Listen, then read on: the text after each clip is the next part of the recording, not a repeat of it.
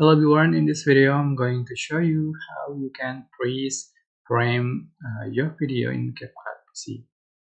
So select your video you like to edit, and to freeze frame you can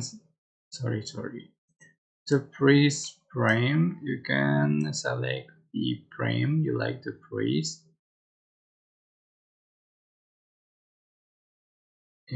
on your video, like for example, and click on freeze button. You can select other frame to freeze. Click on the clip, freeze. So this is the freeze frame. You can add the filter for the freeze only. Just put on top of the freeze frame.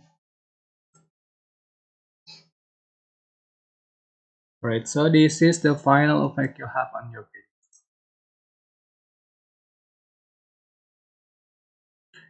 I hope this tutorial was helpful for you guys. Don't forget to like, comment, share, and also subscribe. If you have any question, please leave in the comments.